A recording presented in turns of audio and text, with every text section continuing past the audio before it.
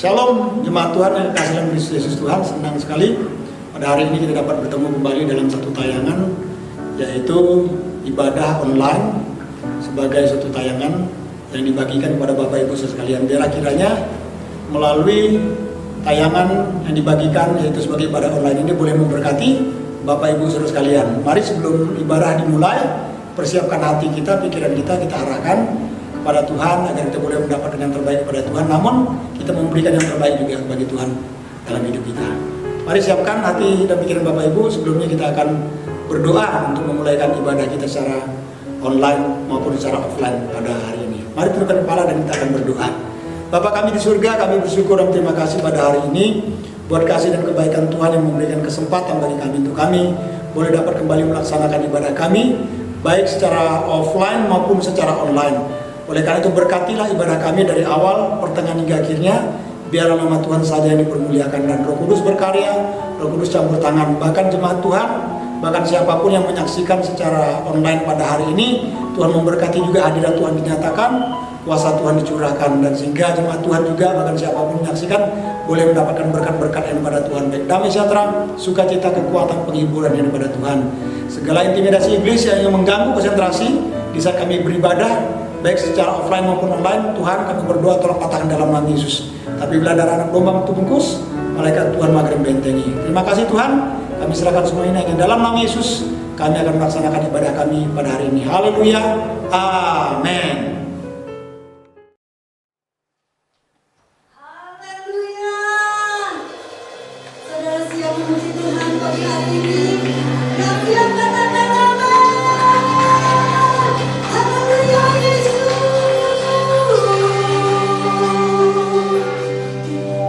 Terima kasih Tuhan buat pagi hari ini Tuhan. Kami bersyukur kalau kami boleh ada saat ini mengikuti peribadatan kami saat ini Tuhan. Kami percaya ini semua bukan kehendak kami, tapi kami percaya bahwa ini semua kehendak Tuhan, karena Tuhan selalu ada di dalam setiap musim hidup kami. Terima kasih Bapak, terima kasih. Kami siap memuliakan nama-Mu, kami siap meninggikan nama-Mu, kami siap bersorak-sorai bagimu Yesus pada hari ini. Terima kasih Bapak, terima kasih. Di dalam nama Yesus kami memuji dan memuji kebesaran-Mu Tuhan. Haleluya. Sama-sama yang siap memuji Tuhan katakan amin. Dikemuliakan nama Tuhan. Ajarkan kami mengerti setiap rencana Tuhan di dalam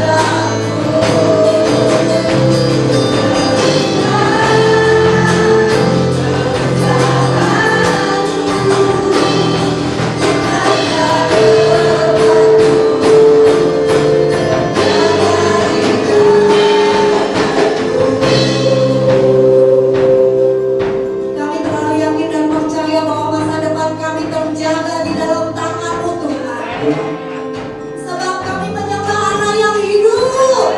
Kami menyembah Allah yang benar. Haleluya.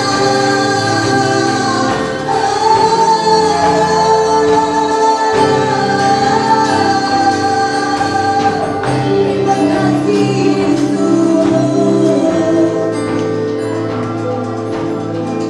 Ajar namamu Tuhan. Haleluya.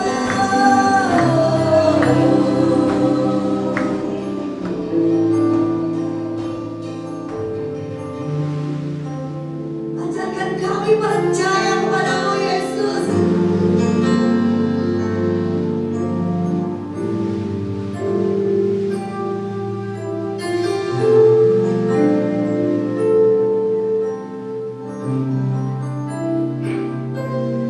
Kini aku percaya tiada yang mustahil bagimu. Kuasamu kuatkan Tuhan, dasarku berharap. Kau dasar kami berharap.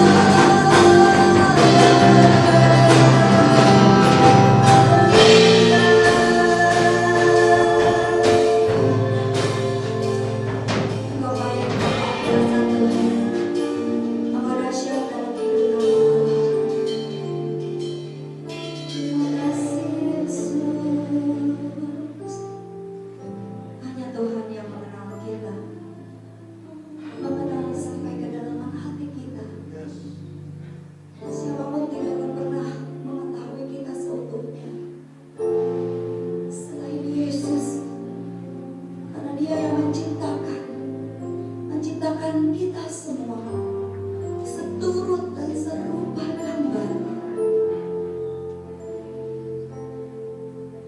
Terima kasih, terima kasih Yesus.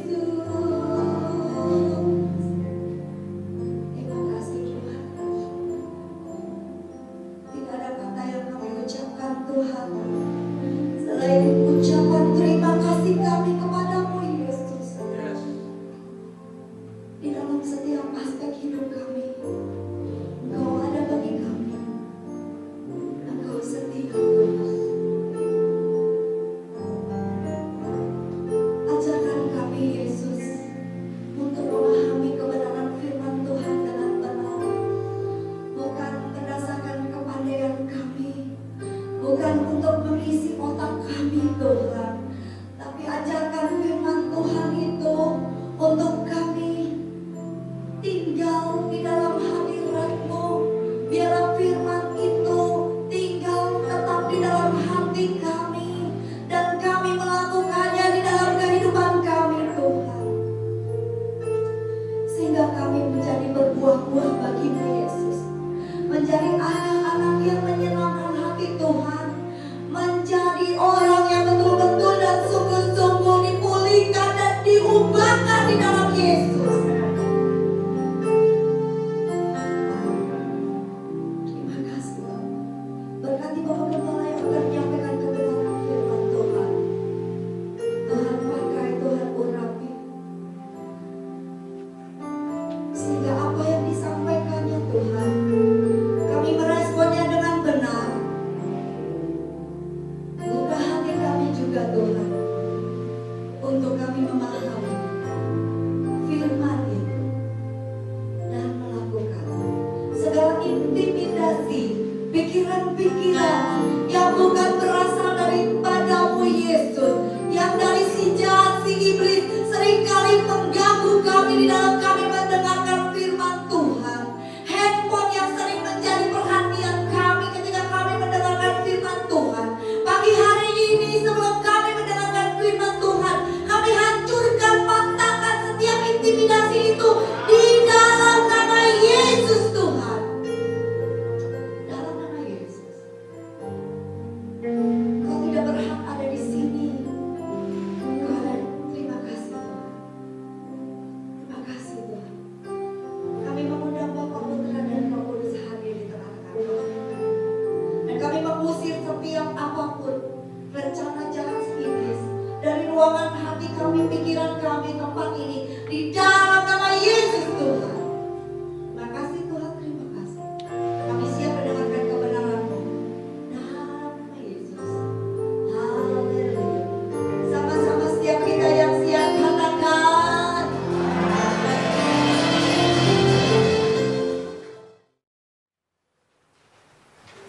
Shalom. Shalom Bapak Ibu sekalian. Bagaimana kabarnya hari ini? Shalom juga yang menyaksikan di rumah, di tempat masing-masing, yang mengikuti ibadah secara online pada hari ini. Saya percaya bahwa Bapak Ibu saudara sekalian, baik di tempat ini maupun yang ada di rumah, dalam keadaan sehat dan diberkati oleh Tuhan. Amin. Amin. Bapak Ibu percaya bahwa Bapak Ibu adalah orang yang diberkati oleh Tuhan. Baik berkat damai sejahtera, sukacita, kekuatan daripada Tuhan, penghiburan daripada Tuhan. Bahkan secara khusus adalah berkat kesehatan yang paling terpenting pada saat ini. Amin. Dalam situasi kondisi sekarang ini memang kita membutuhkan yaitu namanya tubuh yang sehat. Betul? Baik, Bapak Ibu, pagi hari ini kita akan kembali belajar kebenaran firman Tuhan. Tapi yang pertama kali ada nggak pertama kali hari ini? Ada nggak? Nggak ada ya sebenarnya. Nggak ada ya. Oke, nggak ada pertama kali hari ini ya. Baik. Pada hari ini kita akan kembali belajar firman Tuhan. Dan firman Tuhan ini diambil dari kitab Injil Matius. Matius pasal yang ke-27 dan Matius pasal yang ke-26. Bapak Ibu bisa lihat di depan. Kita baca Injil Matius pasal yang ke-27 terlebih dahulu, ayat yang ketiga. Ya, ayat yang ketiga. Kalau bisa ditampilkan, tolong tampilkan. Injil Matius pasal yang ke-27 ayat yang ketiga. Sudah dapat semua? Kita baca sama-sama ya. Sama-sama kita baca. 3, 2, 1. Pada waktu Yudas yang menyerahkan dia melihat bahwa Yesus telah dijatuhi hukuman mati, menyesallah ia. Lalu ia mengembalikan uang yang 30 perak itu kepada imam-imam kepala dan kepada tua-tua. Ya, menyesal karena ternyata Yesus dijatuhi hukuman mati oleh para imam-imam, para Farisi. Jadi Yudas menyadari dia hanya sebagai alat yang dipakai. Ya, kemudian dia menyesal, 30 keping uang perak itu dikembalikan kepada para imam-imam dan para Farisi. Kemudian pasal yang ke-26 ayat yang ke-69 sampai ayat yang terakhir.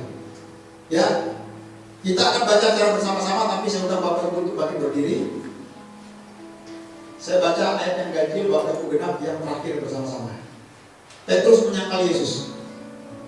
Sementara itu Petrus duduk di luar di halaman. Maka datanglah seorang hamba perempuan kepadanya. Katanya, engkau juga selalu bersama-sama dengan Yesus, orang Galilea itu. 3, 2, 1.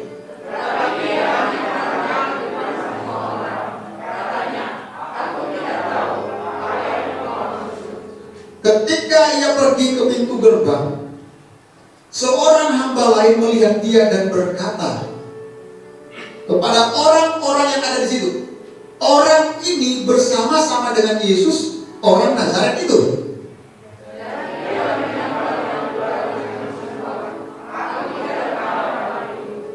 Tidak lama kemudian orang-orang yang ada di situ datang kepada Petrus dan berkata, pasti engkau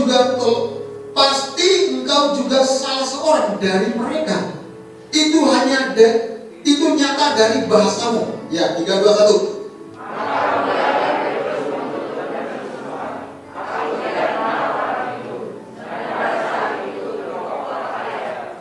Yang terakhir, sama-sama 3, 2, 1. Maka teringatlah Petrus sebelum ayam berkokok, engkau telah menyangkal aku 3 kali. Lalu ia pergi keluar dan menangis dengan sedihnya. Silakan duduk, puji Tuhan. Lalu pergilah ia keluar dan menangis dengan sangat-sangat sedih. Nah, Bapak Ibu, melalui pembacaan firman Tuhan pada hari ini di dalam Injil Matius 27 maupun 26, maka judul firman Tuhan oleh khotbah saya pada hari ini yang akan saya sampaikan, yang akan kita pelajari bersama-sama, saya beri judul hanya menyesal. Sama-sama dengan saya katakan 3, 2, 1. Hanya menyesal.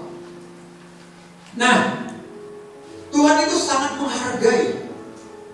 Tuhan sangat menghargai orang-orang yang menangis di hadapan Tuhan. Menangis atas setiap perbuatan-perbuatan dosa, atas setiap kejahatan-kejahatan yang dilakukan. Ya, Tuhan sangat menghargai.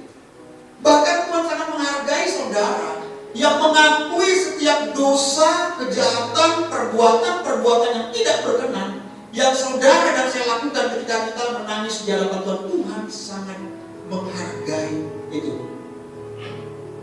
Tetapi penyesalan dan menyadari dosa adalah awal dari apa? Sebuah pertobatan. Setuju nggak saudara? Setuju nggak?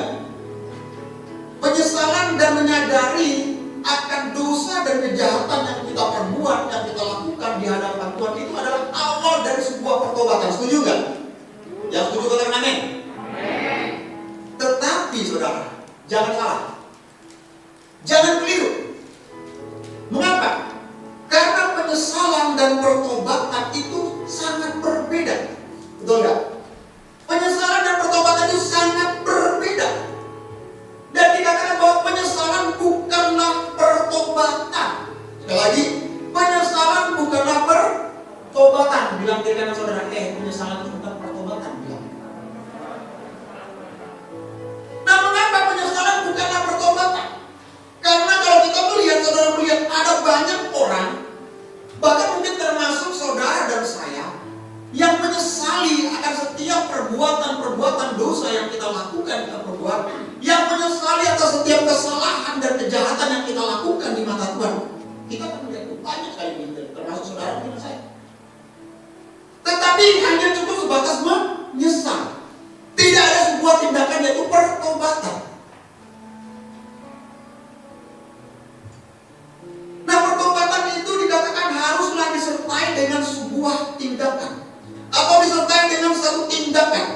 yaitu memutar haluan. Atau dengan bahasa biasanya kita pakai apa? Berbalik arah, betul kan? Putar haluan atau berbalik arah. Nah, tanpa kita mengubah tindakan memutar haluan berbalik arah, kita hanya menyesal akan dosa dan perbuatan kita, kejahatan kita. Itu akan menjadi sesuatu yang sia-sia, percuma, gak ada gunanya, cuma menyesal tok. Tapi tidak disertai dengan perubahan itu masuk dalam pertobatan. Percuma gak? Semua orang bisa menyesal, betul? Tapi harusnya penyesalan itu membawa kita pada masuk dalam sebuah pertobatan. Bapak Ibu lihat. Contohnya dalam kedua ayat firman Tuhan yang kita baca dalam Matius pasal 26 berbicara tentang penyesalan daripada murid Yesus siapa? Yudas Iskariot. Dan penyesalan dari seorang murid Yesus lain siapa? Petrus. Berarti dua-duanya murid Yesus, pengikut Yesus.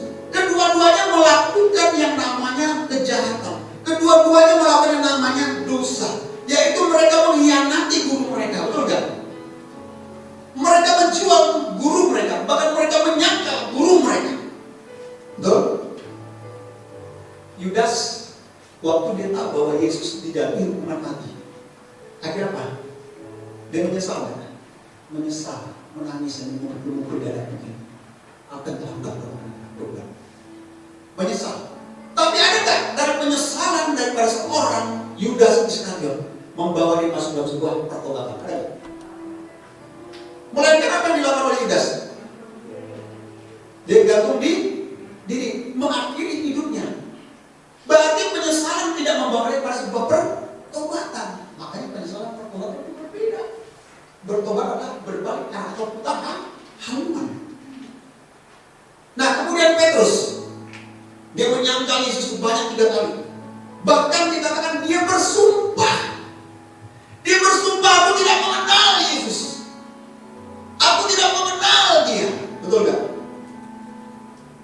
Tetapi penyesalan waktu ayam berkok 3 kali.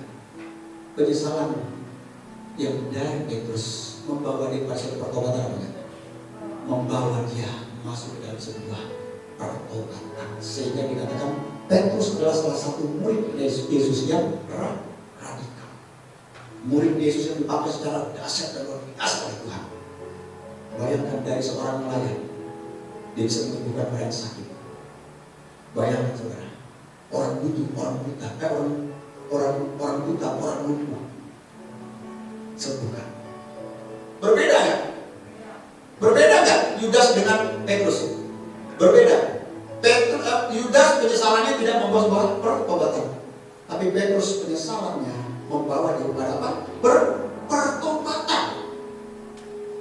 Nah, jadi yang membedakan antara Yudas dan Petrus bukan seberapa besar dosa, bukan seberapa besar kejahatan yang mereka lakukan, pengkhianatan yang mereka perbuat, tetapi seberapa besar tindakan mereka untuk masuk dalam sebuah pertobatan itu. Begitu juga setiap saudara dan saya kita semua. Seberapa besar tindakan kita, tindakan saudara untuk masuk dalam namanya pertobatan. Hanya kiri kanan, seberapa besar kami masuk dalam pertobatan? Ayo.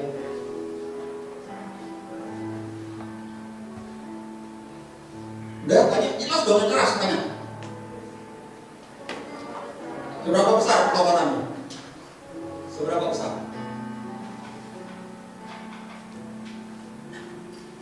Menyesal bukanlah pertobatan.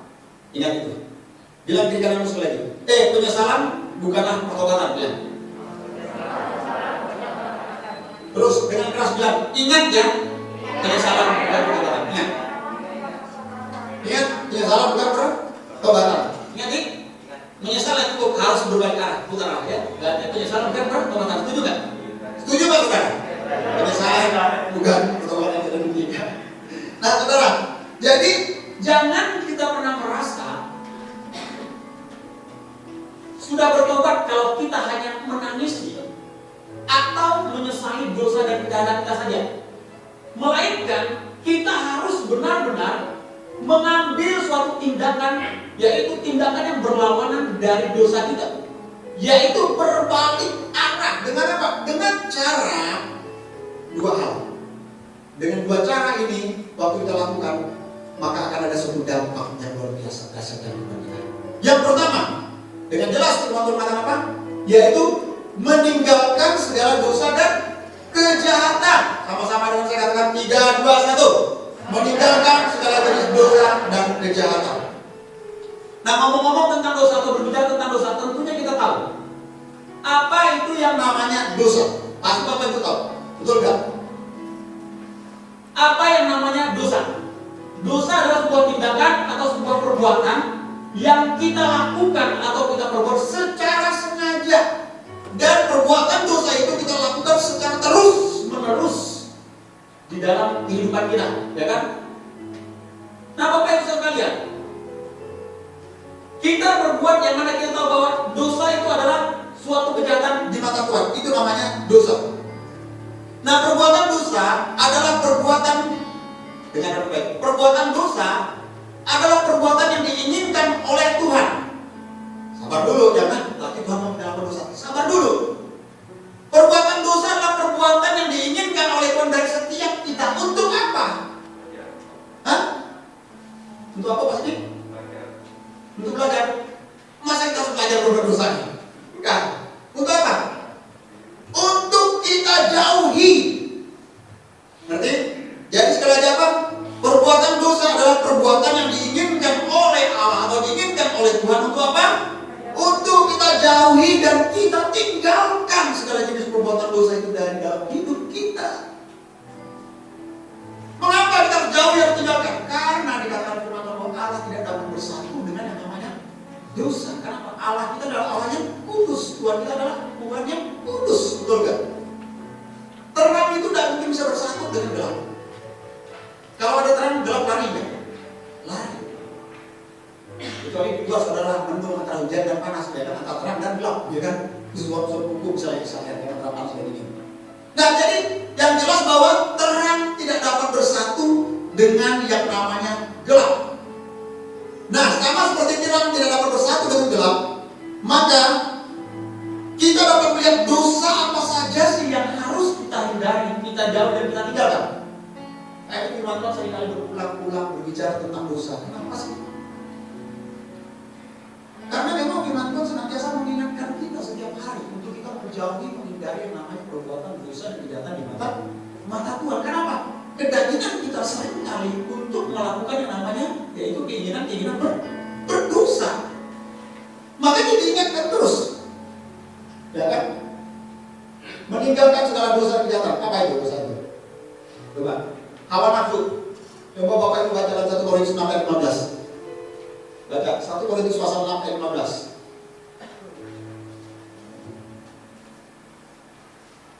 1 Korintus pasal 6 ayat 15.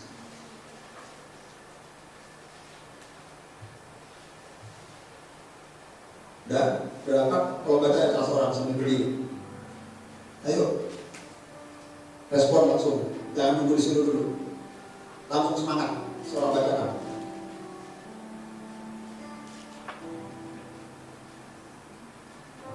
Kok ada yang berani baca Alkitab nih? Ya udah, buka deh. 1 Korintus 6 ayat 15. Tidak tahukah kamu bahwa tubuhmu adalah anggota Kristus? Akan kuambilkan anggota Kristus untuk menyerahkannya kepada percaturan? Sekali-kali tidak. Amin, saya dulu. Menyerahkannya kepada percabulan sekali-kali tidak. Nah, ini kan berbicara tentang apa? Hawa nafsu. Nah, kita tahu memang rumusan kalau berbicara atau ngomong tentang hawa nafsu, pasti indikasinya pasti orang akan berpikir bahwa hawa nafsu itu berbicara tentang dosa apa? Dosa apa? Apa? Seksual. Berbicara tentang dosa percabulan. Betul nggak? Tetapi ternyata firman Tuhan tidak hanya berbicara tentang seks, percabulan, perzinahan. Tetapi ternyata bahwa hawa nafsu itu berbicara tentang hawa nafsu tentang ingin memperoleh kekayaan, ingin meraih semua yang ada dalam dunia ini, agar ingin mencapai keinginan-keinginan kita. Hawa nafsu berbicara tentang apa? Ingin memperoleh uang yang banyak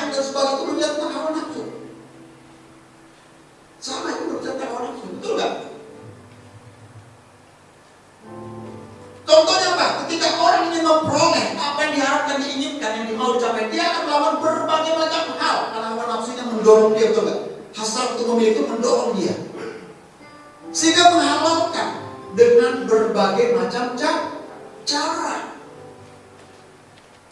Saudara, istri saya kadang kalau pas nonton film Korea itu, saya ada lihat film Korea itu yang berbicara tentang politik. Nah biasanya kalau di dalam politik Korea itu, mereka itu untuk mencapai sebuah kedudukan, sebuah jabatan, bahkan sebuah kesuksesan, keberhasilan dan sebuah usaha mereka tuh menghalalkan sebagai macam cara, bahkan menghilangkan nyawa orang lain pun dengan mudah mereka lakukan. Bukan hanya dengan melakukan sobat menyogok itu tidak, tapi menghilangkan hidup seseorang pun mereka lakukan untuk mencapai apa yang mereka mau, mereka inginkan di dalam hidup. Itu bicara tentang hasrat hawa nafsu. Setuju nggak saudara? Hawa nafsu bicara tentang itu, untuk meraih kekayaan, untuk memperoleh uang yang banyak, sehingga menghalalkan berbagai macam cara untuk mencapai tujuan itu. Setuju nggak? Setuju nggak? Ngerti nggak maksudnya? Ngerti kan? Jadi hawa nafsu tidak hanya berbicara tentang seksual, enggak. Bukan hanya berbicara tentang percabulan. Memang intinya orang pasti memahami mengerti bahwa hawa nafsu itu berbicara tentang seksual, berbicara tentang percabulan. Nah, kalau berbicara tentang percabulan, kita tahu bahwa zaman sekarang percabulan itu tidak hanya kita melihat dari media sosial, betul nggak? Tidak hanya media sosial, di televisi, betul nggak? Di handphone, apalagi di berita-berita, di lagu-lagu itu bahkan ada percabulan itu masuk yang berbicara tentang seksual itu, betul nggak? Apalagi kalau luar negeri orang bule, lagu-lagunya itu pasti identik dengan yang namanya percabulan, betul nggak? Saya pernah bilang kalau salah, betul kepada saudara ya, waktu itu akan di tempat apa yang di Bulu Indah itu loh, udah tutup sekarang, bagus udah tutup. Betul awal-awal selalu itu di tempat makannya itu, dimsumnya itu selalu di televisi itu ada lagu-lagu barat, tapi yang selalu identik dengan apa? Percabulan. Penampilan perempuannya, bayangkan saja itu menimbulkan hasrat. Wah, ini bukan hawa nafsu, keinginan, sehingga timbul suatu keinginan atau suatu hal-hal yang jahat di mata Tuhan. Ini bahaya, saudara. Bahaya, Tuhan. Nah, tetapi ini bukan berbicara tentang hawa nafsu seperti yang saya sebutkan tadi, tapi hawa nafsu keinginan akan kekuasaan, jabatan, bahkan memperoleh uang, kesuksesan, sehingga menghalalkan segala macam cara. Itu terjadi nggak di dunia nyata sebetulnya? Terjadi nggak? Ada nggak dalam sekarang seperti itu? Ada, banyak terjadi, saudara. Jangan salah. Bahkan hawa nafsu untuk memperoleh jabatan, kekuasaan, atau kedudukan di dalam sebuah gereja pun itu terjadi, sehingga menghalalkan segala cara, menyimpul, menjatuhkan teman-teman pelayanan. Itu ada terjadi, betul nggak? Itu ada terjadi. Nah, Tuhan mau kita menghindari yang namanya hawa nafsu ini, segala hal. Ini yang Tuhan mau kita tinggalkan. Yang kedua, berbicara tentang apa? Yaitu ketamakan. Coba baca Ibrani 13:5. Firman Tuhan mengatakan apa? Ayo, saya akan baca aja Bapak Ibu simak ya. Janganlah kamu menjadi hamba uang dan cukupkanlah dirimu dengan apa yang ada padamu. Nah, firman Tuhan dengan Yesus mengatakan jangan menjadi hamba uang, cukupkan diri kita dengan apa yang ada pada kita. Memang kalau kita melihat ketamakan dengan kerakusan itu kayaknya jauh berbeda, betul nggak?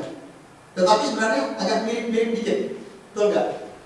Nah, kalau tamak itu berarti orang itu ingin memperoleh segala sesuatu untuk dia, tapi dia tidak mau berbagi pada orang yang ada di kelilingnya, betul nggak? Berbeda dengan rakus, betul nggak? Beda kan?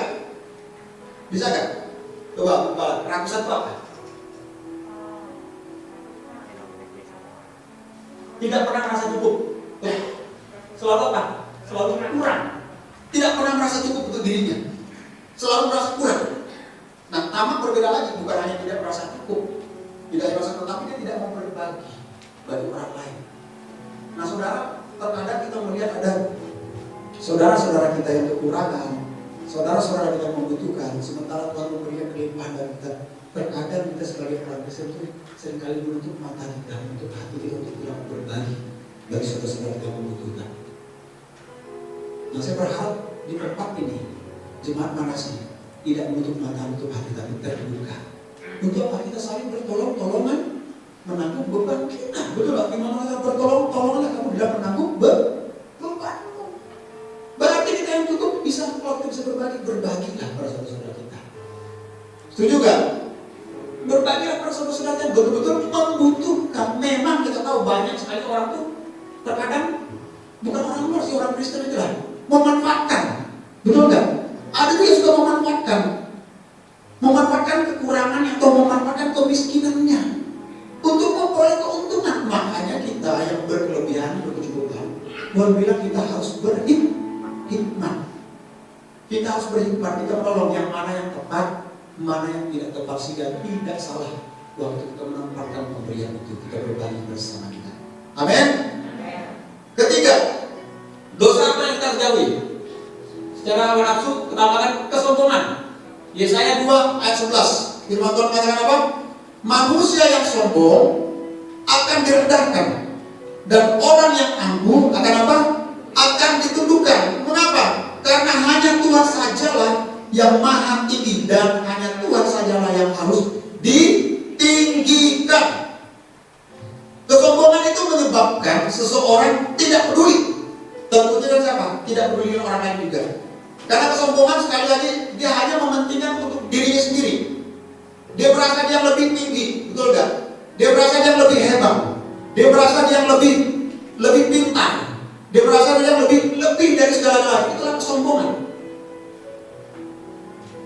Nah Bapak Ibu, orang yang sombong kira-kira seperti apa lagi gambarannya kalau Bapak Ibu bisa melihat?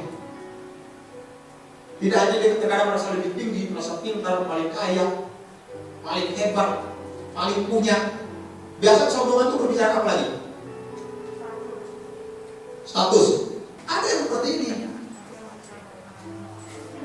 Ada yang apa? Nah, ada juga seperti itu. Mendidik anak kita juga. Kita mendidik anak kita mungkin dari kecil untuk bergaul itu hanya dengan orang-orang yang selevel kita, gitu ya. Ya kan, orang-orang yang sama dengan kita. Tapi kita tidak mengajarkan untuk anak-anak kita dari kecil itu bergaul sampai ke bawah. Saya senang dengan adik ipar saya itu, Kirena, kan Bapak Ibu tahu ya, udah lama udah tahu Kirena sama Logia. Mereka tuh dididik, diajarkan oleh orang tua mereka itu tidak memilih-milih di dalam berteman. Artinya tidak menjadi anak yang sombong, sudah diajarkan sejak ini. Bergaul dengan anak-anak apapun, bahkan dengan anak-anak di belakang dengan kali itu ya, anak itu bergaul. Padahal itu mau bilang status mereka istilahnya secara ekonomi termasuk anak orang yang mampu. Bapaknya itu orang Pertamina, apalagi sekarang jabatan bapaknya itu kepala Pertamina di Balikpapan ya, Balikpapan, kepala Pertamina. Saudara bayangkan kepala Pertamina itu tinggi nggak posisinya tuh?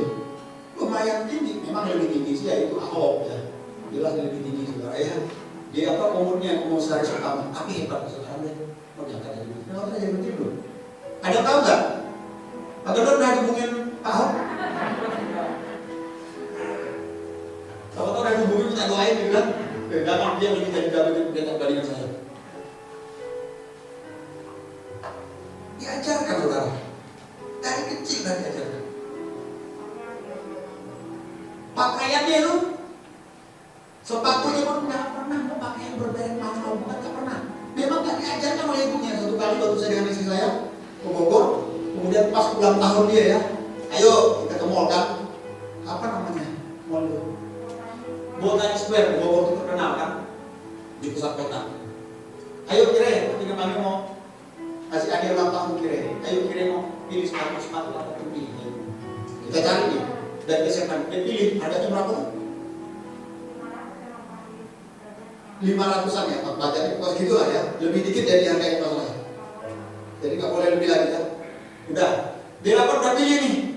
Lalu tiba-tiba ibunya, udah Cinda, karena itu yang ini aja. Atau yang murah ini. Berapa murahnya? 200 ya? Di 200.000 loh. Yang ini aja sama aja Cinda, nanti dari besar kan pakai juga yang ini aja. Anaknya langsung marah. Ibu tuh nangis dia. Kan papi mau beliin aku sesekali dah, aku beli yang mahal. Karena papa kan bukan pakai duit ibu, pakai duit kami sama papi. Asal juga tidak anak-anaknya gitu. Tapi memang anaknya mengerti. Tidak diajarkan untuk jadi anak yang sombong dari kecil. Kesombongan itu sebenarnya tanpa disadari seringkali dipupuk mulai dari kecil. Betul kan? Karena bahasa memupuk orang tua terkadang. Makanya jadi orang tua harus ajarkan anak itu bergaul dengan siapapun, kalangan apapun. Jangan pilih-pilih bergaul. Jangan pilih-pilih. Amin. Sama kita juga bisa terima kasih saudara. Kita bergaul. Jangan pilih-pilih sama orang lain. Kalau pilih-pilih saya akan pilih orang-orang lain yang berbeda. Betul kan? Masih saya pilih orang-orang tertentu untuk bergaul dengan saya. Tapi saya dari sini kami bergaul dengan siapa? Kami tidak peduli. Kami tidak melihat status. Kami tidak melihat dalam hal materi. Tapi kami mau bergaul dengan saudara. Yang orang-orang Sumba pernah kasih pilih-pilih mereka? Orang Sumba, Rasta. Pilih-pilih kan? Saya bergaul sama orang Sumba yang di Pulau Adi ya. Waktu diundang untuk pelayanan sana. Apa saya pilih? Pulau Ayu ya? Pilih kan? Tidak saudara. Banyak sekali anak muda di Pulau Ayu itu. Waktu itu 100-an lebih hadir untuk pelayanan. Waktu masih ada Ardi ya, waktu masih siapa? Apa kami pilih? Enggak. Kalau mau pilih kami sih pelayanan tempat yang lebih baik lah. Dapat angpaunya, betul nggak? Dapat angpau. Oh ini pelayanan ini dapat angpau. Malah kami yang mengeluarkan angpau. Kenapa kami menyadari? Kami tidak boleh sombong di hadapan Tuhan. Karena sebenarnya pada kami itu berasal dari Tuhan. Titipan yang Tuhan percaya itu kami kelola dengan baik dan benar. Apalagi kesombongan saudara? Apalagi merendahkan orang lain itu kan kesombongan juga. Apalagi? Ayo. Menurut saudara kesombongan apa lagi? Nggak ada lagi? Pokok saudara bisa menjabarkan kesombongan. Jadi jangan sombong, betul gak? Bilang kiri kanan saudara, jangan sombong terus. Yang kedua, dia nggak terlalu lama di kelamaan. Yang kedua, yaitu caranya adalah tidak hanya kita meninggalkan dosa dari kejahatan, tapi juga kita harus hidup di dalam kebenaran. Pertanyaannya, apa sih kebenaran itu?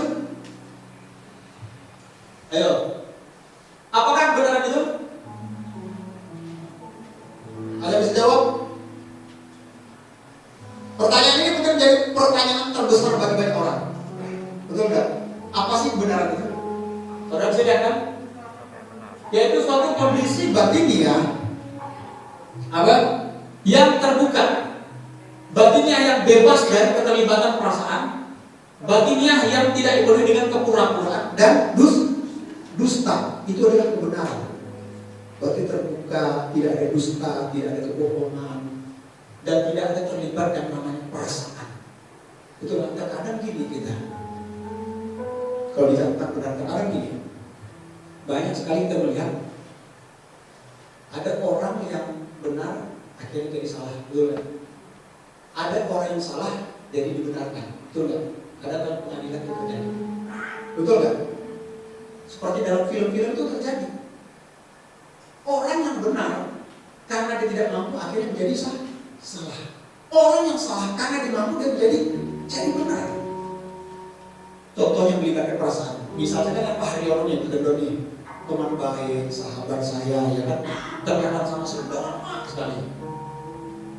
Saya berutang budi, berutang jasa Pak Gendor karena banyak dibantu, ya kan, banyak ditolong. Tiba-tiba Pak Gendor melakukan satu dosa, melakukan satu pelanggaran, melakukan satu kejahatan. Karena saya nggak enak dengan perasaan, ya udah saya diam aja, benar nggak? Saya tidak usaha dulu, benar nggak?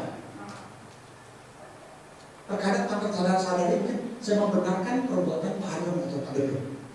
Benar nggak itu saudara? Hah? Oh benar? Salah dong, nggak bisa benar dong. Kenapa?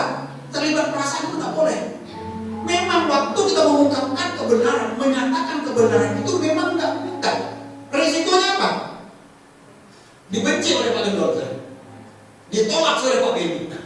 saya dijauhi. Bahkan mungkin dibilang dasar, tidak tahu diri, tidak balas budi. Betul gak? Kacang lupa kulitnya. Betul gak? Tapi memang kalau ada kebenaran, kita mau hidup dalam kebenaran, kita harus lakukan meskipun kita mengalami risiko yang menyakitkan bagi kita. Kita ditolak, kita dibenci. Betul gak? Istri saya kalau ngomong, saudara kelihatannya keras, ya kan? Pedas, tegas, tapi itu kebenaran yang dikatakan. Itu kebenaran. Istri saya tak peduli. Orang benci, orang terima pada selama itu kebenaran yang dikatakan, kebenaran yang dikatakan istri. Karena istri saya tahu, waktu dia ngomong benar. Memang sakit saudara, betul gak? Memang sakit, tapi itulah namanya kebenaran. Firman Tuhan mengatakan apa? Jika ya katakan ya, jika tidak katakan tidak. Lebih daripada itu berasal daripada apa? Sikap. Jadi jangan terlibat dengan perasaan saudara. Kalau ada teman saudara bisa bilang sama temannya, melakukan pelanggaran dosa yang bukan dosa bisa. Engkau jangan berlaku tidak sok suci tuh. Terkadang itu kan munafik kamu sok suci. Nah ini masalah. Yang penting kebenaran dilakukan, diungkapkan, disampaikan pada teman kita. Kenapa tujuan apa? Untuk menolong dia kan? Menolong dia. Nah memang tak mudah karena seringkali ini ada. Makanya ini suatu kondisi batinnya yang terbuka, bebas dari keterlibatan perasaan. Jangan dengan perasaan. Bahkan kepura-puraan dan dusta. Itulah yang namanya kebenaran. Sama-sama yang saya katakan 3, 2, 1. Kebenaran. Nah Bapak Ibu, kemudian pertanyaannya, bagaimana caranya untuk kita bisa hidup di dalam kebenaran? Yang pertama tentu kita harus hidup di dalam terang. Setuju nggak? Setuju nggak? Untuk kita dapat hidup di dalam kebenaran, kita harus tentunya hidup di dalam terang. Siapa terang itu? Siapa kebenaran itu? Yesus. Yesus adalah terang dan kebenaran. Nah untuk kita memiliki hidup yang betul-betul hidup benar, maka kita harus hidup di dalam kebenaran itu, yaitu Yesus. Melalui kebenaran firman-nya harus kita hidupi di dalam diri kita. Itu. Kemudian apa lagi? Hidup dalam pelayanan. Ya kan? Hidup di dalam pelayanan. Nah, hidup dalam pelayanan itulah suatu kebenaran juga. Untuk apa? Untuk menolong kita terhindar dari hal-hal yang tidak diinginkan dan dihindari. Melayani itu sebenarnya menolong kita untuk kita tetap hidup di dalam jalur kebenaran Tuhan. Nah, melayani itu di dalam hal apa, saudara? Apakah melayani itu cukup hanya di dalam gereja? Melayani Tuhan cukup dalam gereja? Enggak. Melayani itu di dalam segala hal, segala bidang. Yang mana dalam hal segala bidang itu menyertakan Tuhan di dalamnya. Itu namanya melayani. Makanya firman Tuhan katakan, jika engkau makan, jika engkau minum, jika engkau bergerak atau bekerja, bahkan engkau tidur pun, biar semua kita lakukan untuk apa? Untuk kemuliaan bagi nama Tuhan. Melayani itu hadir di dalam gereja untuk menolong saudara. Karena dalam pelayanan itu kita terikat satu sama lain. Betul ya? Kita terikat, terkoneksi satu sama lain. Nah, waktu kita melayani, mempunyai hubungan yang baik dengan teman-teman melayani, bahkan dengan jemaat Tuhan, itu menolong kita terhindar dari perbuatan-perbuatan yang tidak diinginkan oleh Tuhan, perbuatan dosa. Menjaga kita. Nah, saya tidak bisa dalam pelayanan itu menolong saya, menjaga saya. Coba saya bayangkan seandainya saya tidak hidup di dalam pelayanan, tidak mengikuti panggilan Tuhan, saya percaya hidup saya tidak seperti saat sekarang ini. Mungkin hidup saya masih hidup di dalam dosa, betul kan? Makanya dulu waktu saya mengalami suatu ujian dengan istri saya dosa, udah saya nggak melayani lagi. Percuma melayani, ngapain? Ada pendeta tapi banyak pendeta yang munafik, betul kan? Beda perkataan dengan tindakan dan perbuatan. Nah itu benar kan? Ya, apa yang kita katakan harus sesuai dengan perbuatan kita, betul kan? Perbuatan kita harus sesuai dengan apa yang kita ucapkan. Saya merasa, wah munafik, ngomong kosong, cuma bisa ngomong kok tentang tidak melakukan. Hampir saya meninggalkan Tuhan. Saya udah langsung bekerja aja. Sama aja kalau untuk keperluan hidup, untuk mencukupi hari-hari kita, udah bekerja aja. Saya masih punya tenaga, saya masih kuat, saya punya akal. tahu punya tangan punya kaki, istri saya usaha, tapi istri saya melarang saya. Istri saya nggak mau, bahkan kami menangis. Akhirnya apa pengalaman dalam pelayanan ini, Tuhan menolong saya agar saya dihindarkan dari hal-hal yang tidak diinginkan. Itu pelayanan itu menolong sebagai pagar bagi Tuhan kita.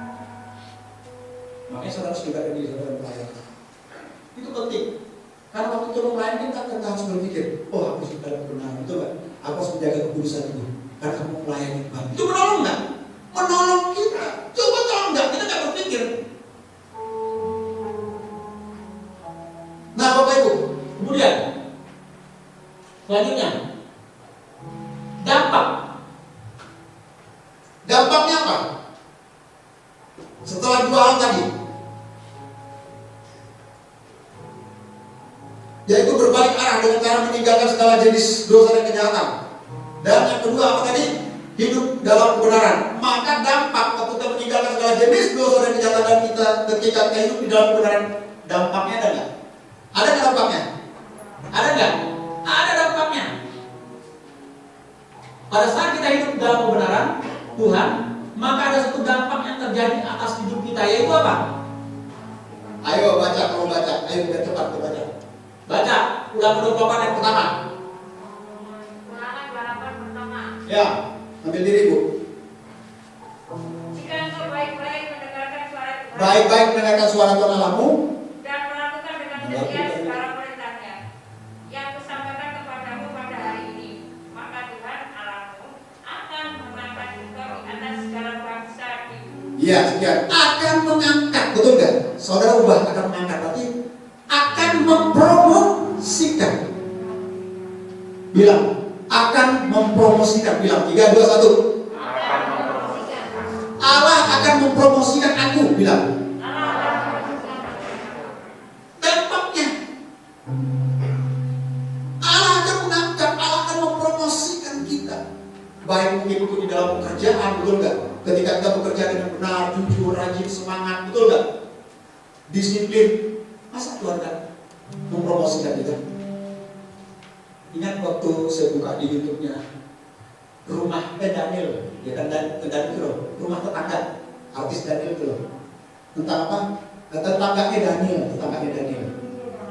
Iya. Dia wawancara dengan Agnes Monica. Terus ternyata dengan perkataan Agnes Monica, dengan sikapnya, perbuatan Agnes Monica, seorang artis yang top terkenal bahkan sampai mancanegara, dengan orang yang biasa pun dia mau bergaul, dia bisa ramah berbicara. Nah, ada salah satu orang Sumba nih, yang anak Sumba itu, perempuan. Artinya apa? Dia merantau di Denpasar, udah hancur habisnya, hancur hidupnya. Tapi dengan perkataan dari Agnes Monica, kemudian akhirnya dia hidup di dalam kebenaran. Dia menggunakan firman Tuhan. Ya kan? Iya, karena mereka bukan karena muda, bukan karena kuat dan sebagainya, tapi karena Tuhan. Nah, artinya apa? Dia berusaha hidup di dalam kebenaran. Dipromosikan Tuhan. Dia bekerja di salah satu hotel yang saat ini bilang tuh hotel termahal di dunia. Sumba itu hotel apa yang terkenal? Hah? Mini Batu itu dah. Sekarang dapat promosi lagi di belakang hidup dan kebenaran. Dia melayani Tuhan. Apa promosinya? Dia dipilih salah satunya kandidat itu apa? Calon direktur utamanya di rumah itu. Orang Sumba yang belum menikah, masih muda. Promosi datang dari mana saudara? Dari kamu umurnya 31 tahun ya. Promosi datangnya dari Tuhan. Kalau saudara tidak hidup dalam kebenaran, saudara sampai susah payah mungkir balik, kalau Tuhan tidak mempromosikan, tidak terjadi. Betul nggak?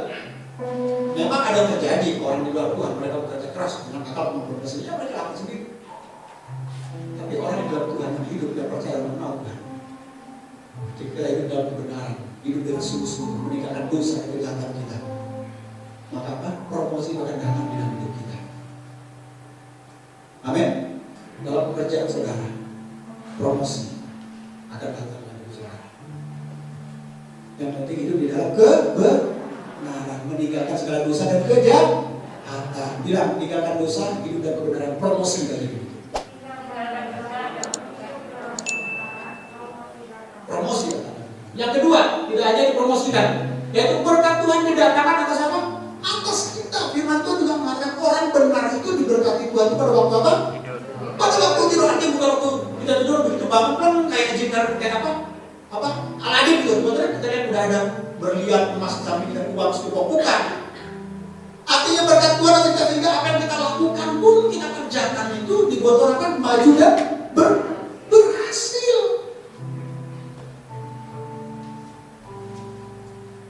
Bu Yadi kemarin bilang jualan nasi apa? Yang laku sampai 50 nasi bakar apa tuh? Cumi campur semua. Nah sebenarnya udah disediakan oleh Tuhan belum? Udah disediakan oleh Tuhan pada waktu itu udah disediakan. Ketika Bu Yani sekeluarga, Bima, Yusman semua sekeluarga hidup di dalam kebenaran Tuhan, tidak dipromosikan datang, tetapi berkat Tuhan itu akan didatangkan atas kehidupan sehingga apa yang dilakukan kita dibuat Tuhan maju dan berhasil. Katakan amin dong. Amin. Saudara mau nggak? Mau. Dipromosikan oleh Tuhan sehingga apa yang saudara kerjakan apa juga dibuat Tuhan berhasil. Kenapa waktu itu berkat Tuhan sudah turun atas saudara? Mau nggak?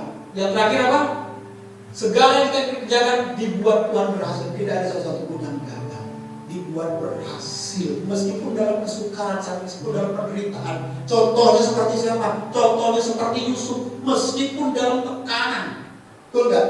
Dalam penderitaan, tetapi setiap apa yang dikerjakan, apa yang dilakukan, apa yang diperbuat Yusuf, dibuat Tuhan berhasil. Amin. Kenapa? Dia hidup di dalam kebenaran. Kuncinya adalah hiduplah di dalam kebenaran, hidup takut akan Tuhan. Yusuf juga berhasil. Bahkan dalam tekanan, masuk di dalam penjara, dibuat Tuhan berhasil nggak? Dibuat berhasil nggak? Apa keberhasilan yang dibuat oleh Tuhan? Bukan, yang pertama apa? Dipercaya oleh kepala penjara. Kalau itu dipercaya oleh kepala penjara, bahaya, keluar deh.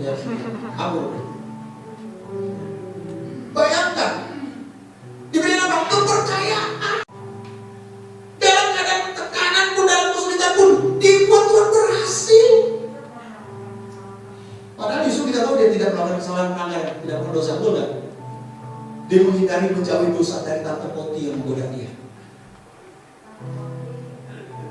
Tante Poti menggoda dia, dia dekatin nggak? Wah kalau itu bahaya. Bahaya. Waduh makanya tante Poti yang datang dengan itu bahaya. Galang. Betul nggak? Bercanda itu yang parah ya. Buktinya, kenapa dia hidup dalam kebenaran?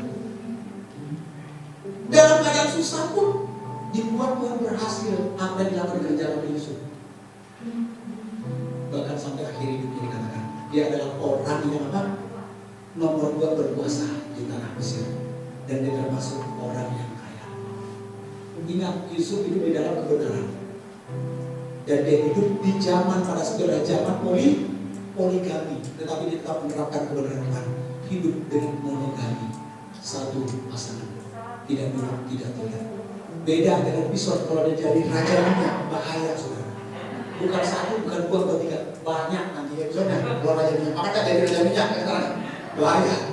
Nah ini saudara. Jadi dampaknya apa saudara? Yaitu ketika kita hidup dalam kebenaran, yaitu kita dipromosikan, berkat Tuhan datang atas kita, segala yang kita kerjakan dibuat Tuhan berhasil. Saudara mau nggak? Saudara mau nggak? Katakan di sana, mau nggak kamu dibuat Tuhan berhasil bersama? Dan kesimpulannya, yang namanya bertobat adalah berbalik arah, betul? Berbalik arah dengan cara meninggalkan segala dosa serta hidup dalam kebenaran, bukan hanya menyesal. Dan di dalam saudara, jangan hanya menyesal ya. Tepuk undangnya kan boleh salah tepuk undangnya, bertobat gitu. Bertobat ya. Mari kita tundukkan kepala kita dan kita berdoa bersyukur berfirman Tuhan pada hari ini. Mari kita berdoa. Bapa kami di surga, Bapa yang baik, Bapa yang kami muliakan di dalam nama Tuhan Yesus. Kembali kami bersyukur. Kami berterima kasih buat satu kebenaran Tuhan yang boleh kami pelajari. bersama-sama yang disingkapkan dengan karya Roh Kudus melalui setiap kami untuk kami boleh mengerti bahwa firman Tuhan disampaikan. Dan biarlah firman Tuhan ini ketika kami dengar, kami terima, ini boleh betul-betul kami terapkan, praktekkan di dalam firman kami. Tidak hanya firman Tuhan yang mengisi otak kami, sehingga kami mengerti arti daripada menyesal. Ternyata menyesal tidak cukup. Ternyata kami harus masuk sebuah pertobatan yang sebenarnya. Dan biarlah itu betul-betul membawa kami Tuhan masuk dalam pertobatan yang sejati, pertobatan yang diinginkan, yang dikehendaki oleh Allah dalam setiap kehidupan kami sebagai orang percaya, sebagai anak-anaknya. Oleh karena itu ketika kami mengatakan kami sudah mau masuk dalam pertobatan, kami melangkahkan kami itu masuk di dalam pertobatan itu. Tuhan kuatkan kami, Tuhan mampukan kami. Roh Kudus, bukan dengan kekuatan kami, tapi dengan kekuatan-Mu yang menyanggupkan kami untuk meninggalkan segala ikatan dosa dan kejahatan yang melekat di dalam diri kami, yang melekat di dalam hidup kami, bahkan yang mengikuti setiap jejak langkah kehidupan kami. Kami mohon Roh Kudus tolong kuatkan, mampukan kami melepaskan semua ikatan itu, melepaskan segala ikatan dosa dan kejahatan yang mengikat hidup kami. Dan Roh Kudus tolong membawa kami, pimpin kami untuk kami masuk dalam hidup dalam kebenaran-kebenaran Tuhan. Meskipun ketika kami hidup dalam kebenaran, banyak kami akan mengalami tantangan ujian, bahkan mungkin kami mengalami cemooh. Namun kami menyadari bahwa Yesus sudah terlebih dahulu mengalaminya, dan apa yang kami alami tidak sebanding dengan Yesus alami. Oleh karena itu Yesus tahu dan Yesus akan menguatkan kami. Oleh karena itu tolong kami Tuhan, agar kami hidup di dalam kebenaran. Karena kami percaya ketika kami mulai saat ini hidup dalam kebenaran, maka kebenaran itu membawa satu dampak yang luar biasa dalam kehidupan kami. Yang mana kami percaya janji Tuhan akan mempromosikan kami, berkat Tuhan akan didatangkan atas kami. Segala sesuatu yang kami kerjakan, kami perbuat, Tuhan akan membuat maju dan berhasil. Kami percaya itu Tuhan, di dalam nama Yesus. Berapa banyak di antara Bapak Ibu pagi hari ini maupun yang menyaksikan tayangan ini mengikuti ibadah secara online pada hari ini, berapa banyak dari antara Bapak Ibu yang mungkin saat ini masih terikat dengan dosa, dan Bapak Ibu tahu kebenarannya bahwa dosa itu dapat menghambat pertumbuhan rohanian Bapak Ibu, dapat menghambat berkat-berkat Tuhan juga atas Bapak Ibu. Dan Bapak Ibu mau dilepaskan, angkat tanganmu di hadapan Tuhan, pejamkan matamu, jangan lihat kiri kanan, pejamkan matamu, angkat tanganmu di hadapan Tuhan. Biar Bapak minta Roh Kudus melepaskan segala ikatan dosa dan kejahatan, baik itu dosa pikiran, dosa perkataan, dosa mata, bahkan perbuatan-perbuatan yang nyata yang kita lakukan terus-menerus. Angkat tanganmu di hadapan Tuhan, dan Tuhan mau melepaskan Bapak Ibu sekalian, dan Dia mau memberkati kehidupan Bapak Ibu sekalian. Karena salah satu penghambat berkat Tuhan adalah dosa dan kejahatan itu, dan Dia mau Bapak Ibu hidup dalam benar. Angkat tanganmu di hadapan Tuhan. Jangan takut, jangan sungkan, jangan malu. Tidak ada satupun yang tersembunyi di hadapan Tuhan. Bapak Ibu boleh menyembunyikan di hadapan manusia, tapi di dalam Tuhan tidak ada satupun yang tersembunyi. Semua terbuka di hadapan Tuhan. Oleh karena itu angkat tanganmu kepada Tuhan. Angkat tanganmu dan saya berdoa tempat ini.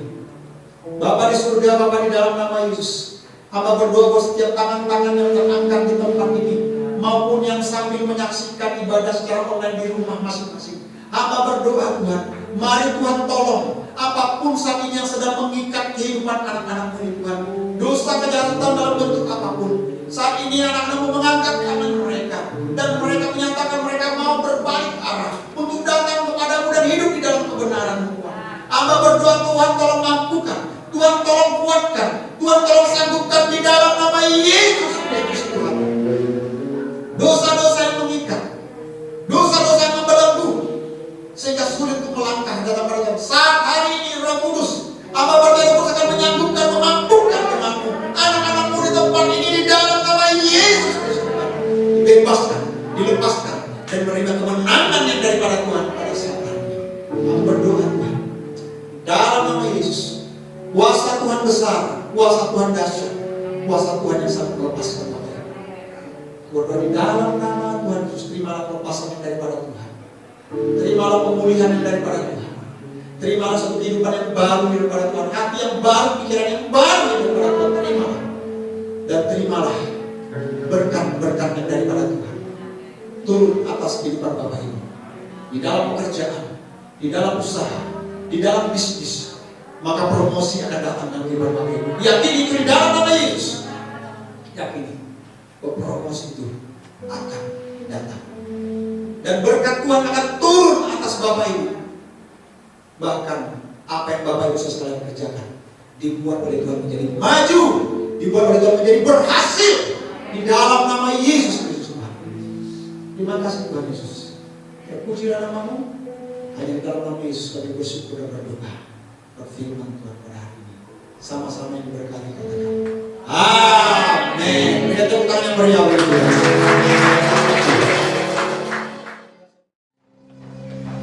Saudara siap memuji Tuhan pagi hari ini? Masih ingat lagu yang saya nyanyikan 2 minggu yang lalu?